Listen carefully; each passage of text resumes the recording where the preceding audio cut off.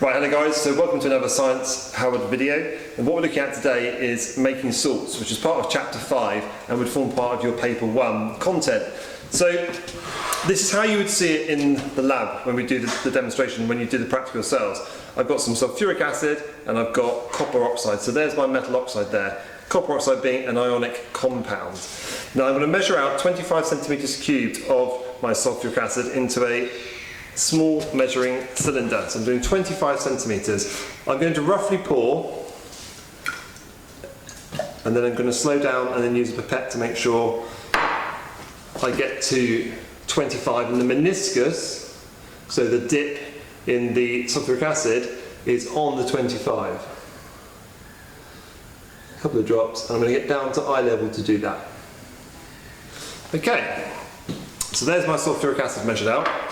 I'm going to put that to one side, so I don't need that anymore. And I'm going to add it into a 100 centimeter cubed beaker.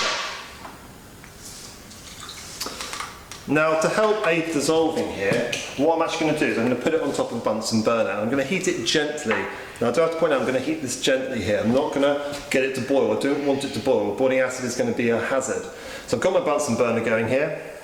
I'm going to put it to a half open valve, and I'm going to start heating my acid. I'm going to pop the acid on top. Now I'm going to start adding the copper oxide to this. Now the copper oxide, I'm going to add a spatula at a time. So I'm going to add a level spatula at a time, and I'm going to stir it with a glass stirring rod, not my metal spatula. So I'm going to use a glass stirring rod. Now I'm going to add a spatula at a time, a level spatula, and we're going to add it in. Now I'm doing one at a time, and then I'm going to stir. It's important that we say that we're heating gently here, and it's important that we say we're stirring. Now, as you can see, at the moment, it's just forming what is like a black liquid. But as the chemical reaction happens, and copper oxide is reacting with the sulfuric acid, we are going to get some copper sulfate solution forming here. And it should go a nice blue colour. So we're just going to wait for that to happen. I'm going to keep stirring. I'm going to keep an eye on my acid to make sure it doesn't start to boil. And I'm going to continue to stir. Now, whilst we're doing this, whilst that's happening, you're going to think about, once that copper oxide does react and it becomes, you don't see any more of the black copper powder, any copper oxide powder anymore, you're then going to add another spatula. What you're going to be doing with this is adding it until it's in excess. Then we know that all the acid is then reacted. So this is going to be in excess, and therefore your acid is your limiting reagent. You can just start to see now, it's starting to go a blue colour. So I'm going to give it another stir. I'm going to wait for that to heat. And all the time I'm just going to be watching this to make sure it doesn't start to boil. Okay, there's a little bit of black powder just at the bottom, so the copper oxide powder is still, there's a little bit at the bottom. I'm going to disturb it, give it a stir. Now I can tell that acid is starting to get quite hot. We're starting to get a few bubbles formed. I'm just going to keep a real close eye on that one. Okay, now I can see it starting to boil, so I'm going to pull the Bunsen burner away. I'm going to put it on safety flame. I'm not going to keep on heating that.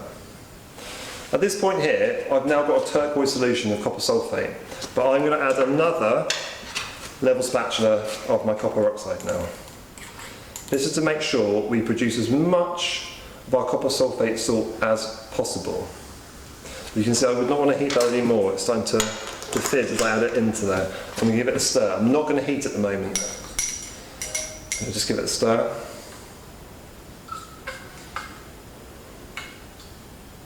And I would expect 2 spatulas here is probably going to be enough for our copper oxide to be in excess. I'm going to put our Bunsen burner back underneath.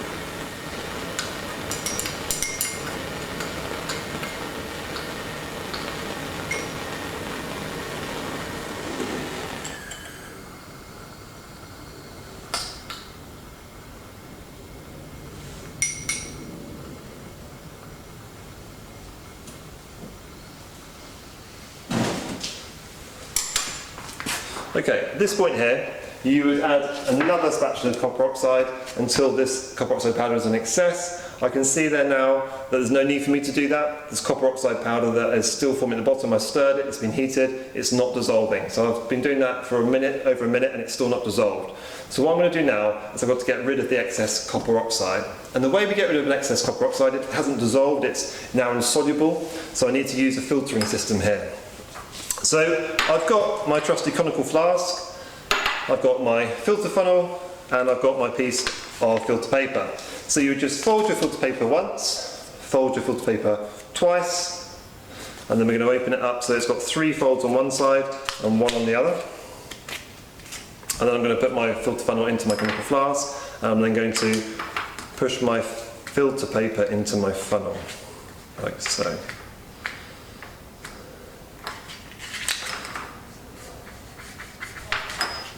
Once I start putting the solution in there, that will help to keep that down. Right, this is now sufficiently cool for me to then remove this from our gauze, and I'm going to pour it into my filter paper. I'm just going to press my filter paper down there, and I'm going to carefully pour it in here. I don't want to pour it in all at once really quickly, otherwise it will go over the top of the filter paper, and then I would not collect my copper oxide powder that's in excess. So I've stopped there. If I poured any more in, we'd end up the copper oxide powder that's in excess would then go over the top of the filter, and I would then not see our clear copper sulfate solution collected. I'm going to pour a little bit more in.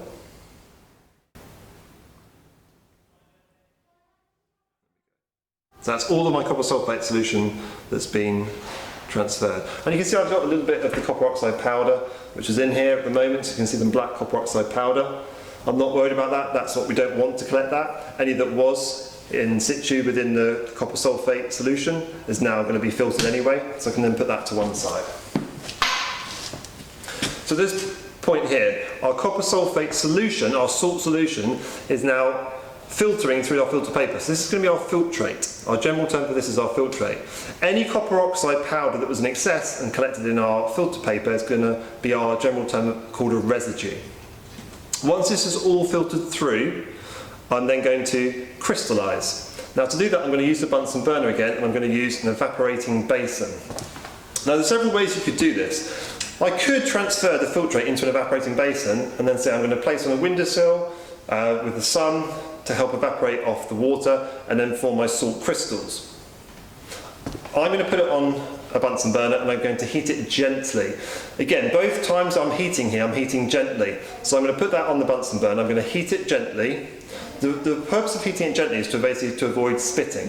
As it heats so quickly, you'll get fine salt crystals form around the outside of the dish, and when you're heating it too quickly, you get very small crystals and they will start to spit out, and you get hot crystals spitting at you, which you don't want to see.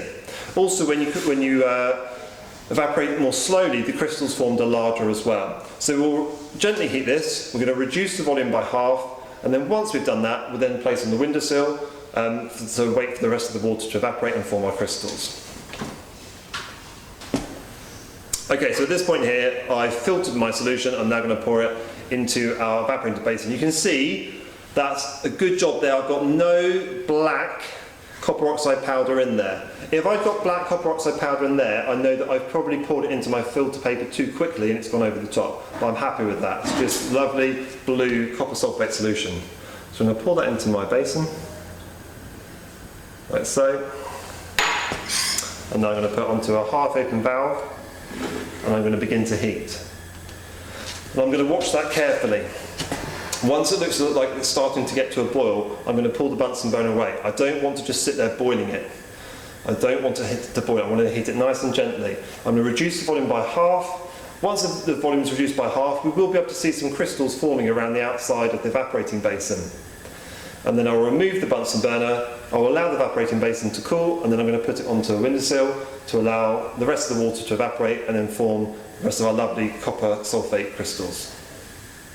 I'm going to stop heating. I'm happy that's reduced by 50%, so I'm going to allow the evaporating basin to cool, and then I'm going to put it on the windowsill. So what we've created there is copper sulfate. So again, we started with copper oxide, which is an ionic compound, and then we've made a salt, copper sulfate, again an ionic compound.